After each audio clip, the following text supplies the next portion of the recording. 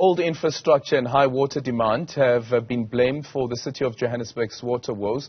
For over a week now, Joburg has struggled with water supply. The main cause was the Eikenhof pump station that was struck by lightning, followed by another breakdown incident. This resulted in various suburbs, mainly in the high-lying areas, left with no water. This is on the back of the Water Department stating last year that load shedding contributed to the ongoing water crisis. For more on this, we are now joined by the DG of Water for the Department of Water and Sanitation, Dr. Phillips. Dr. Phillips, good morning. Thank you so much for making time for us. How would the Department of Water and Sanitation describe the water crisis in the country? And speaking about it at a national level, sure, we've had problems in Johannesburg, but there have been problems in Tshwane, there have been problems in Bombela as well. There have been problems in eThekwini. How would the DG describe the situation that we currently face in this country? Good morning, Alvin, and good morning to all your viewers. Alvin, water is a very localized issue. Each different city or town has its own dedicated water supply system, so the problems differ area by area. In Gauteng, the key problem is that demand has increased markedly due to population influx into Gauteng, together with increased leaks of water in the municipal distribution systems.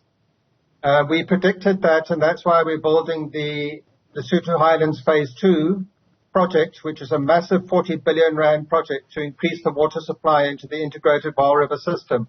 Unfortunately, it's overdue and it will only start providing water into the system to enable more water to be provided to residents in Gauteng in about 2029 or 2030. So what needs to be done in the meantime is that the municipalities need to fix the leaks in their distribution systems, and all of us need to use water more sparingly, so that when something happens like a transformer breaks down or lightning strikes an electrical facility, which means that Rand Water can't pump water for a while. What currently happens then is that when Rand Water does start pumping water again, it takes time to fill the reservoirs because the demand is so high that the water is going out very quickly from the reservoirs as quickly as Rand Water puts it in. So particularly people in the high-lying areas then have shortages of water. So the key things that we need to do for Johannesburg, for Gauteng, is to finish Lesotho Highlands Phase 2, for the municipalities to fix the leaks, and for residents to use water more sparingly so that when there are problems, everybody can get some water and we don't have some people using a lot of water while other people are getting none. The problems are different in a place like eThekwini, and I can tell you about that as well. What are the specific issues there? Sure, you can go ahead and tell us about the issues in eThekwini. In eThekwini, there's also been a huge increase in demand for water as a result of rural to urban migration and in surrounding municipalities. But in eThekwini, there's been a particular problem of neglect of the water and sanitation infrastructure by the eThekwini municipality for a long time. And as a result of that, their water leaks are very high in their distribution system. When we did our no-drop report last year, we measured their leaks at 46%. In other words, almost half the water which the municipality buys from the Umgeni Utugela Water Board is lost through leaks in the distribution system. Two things need to be done in eThekwini to address the problem. The first is that we have recently got an agreement after a long delay from the municipality to enter into a long-term water supply agreement with our Trans-Caledon Tunnel Authority and our water board in the area to build a massive new dam on the Umkomazi River, a 28 billion rand dam, to supply additional water to eThekwini. But at the same time, they also need to reduce the leaks in the distribution system because it doesn't make sense to spend so much money on a new dam and then have almost half the water lost through leaks in the system. Yeah. DG, speaking about the water leaks, back in 2015, your department launched the war on leaks. It was still Minister Nomvula Mukonyane's time, still during her tenure, when she was still the Minister of Water and Sanitation. 3 billion rand was spent. Why do we still have a problem of water leaks?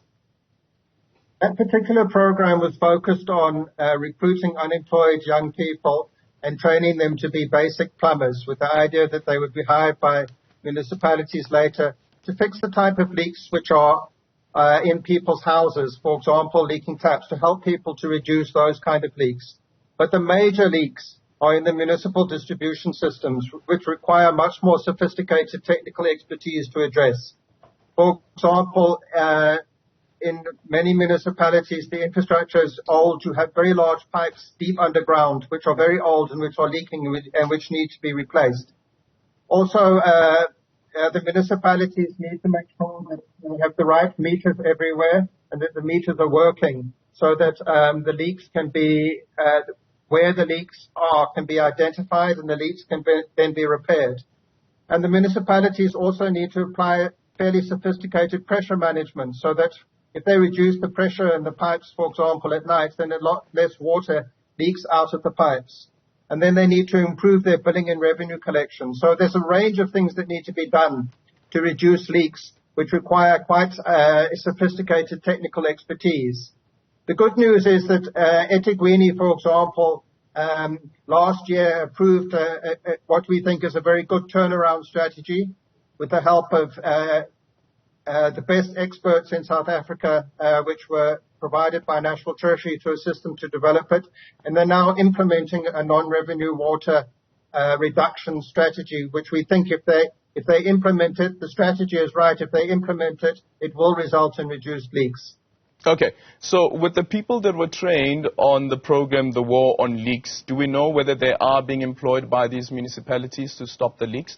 At least with those ones where you don't require the sophistication that you're speaking about around the major infrastructure that has not been well maintained. No, very few of them have been employed by municipalities. Municipalities, understandably so, are focusing on employing the higher-level technical expertise that is required for them to do their main function of managing their water distribution systems. So does it mean that the project has failed?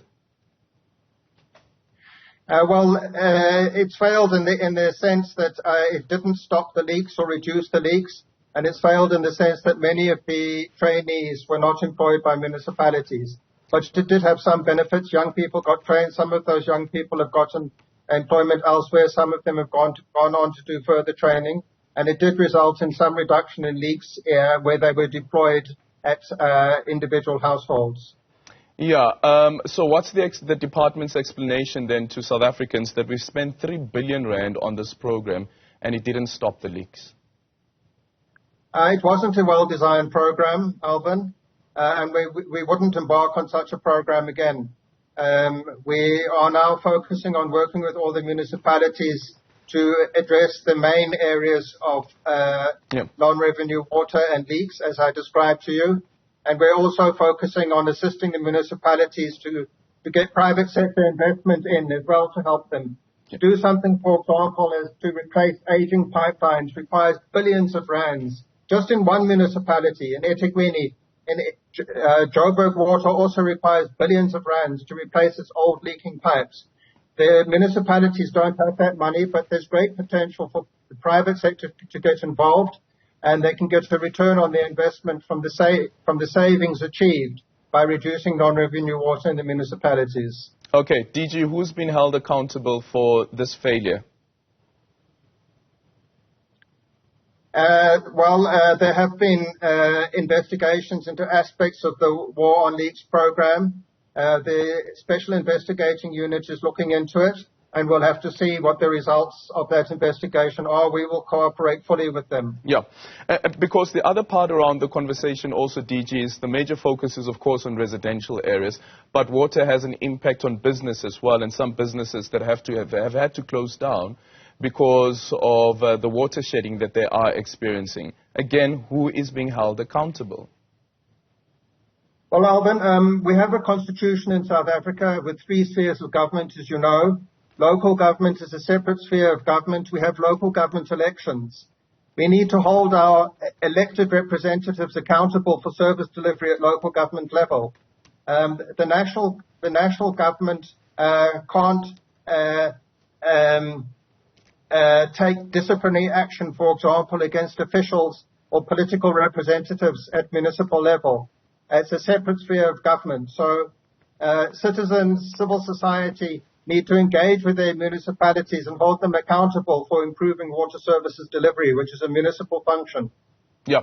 Okay. There, of course, are amendments to legislation as well that will allow the Department of Water from a national level to intervene when there is an emergency.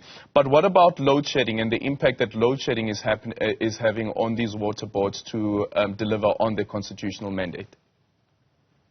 Yes, load shedding has had a big impact. Load shedding is implemented either by Eskom or by the municipalities' electrical departments. Where there are direct connections to the water treatment works and to the pumping stations with Eskom, our water boards and the municipalities can apply to Eskom for an exemption from that load shedding. And Eskom has given exemptions to many of our major water treatment works and pumping stations.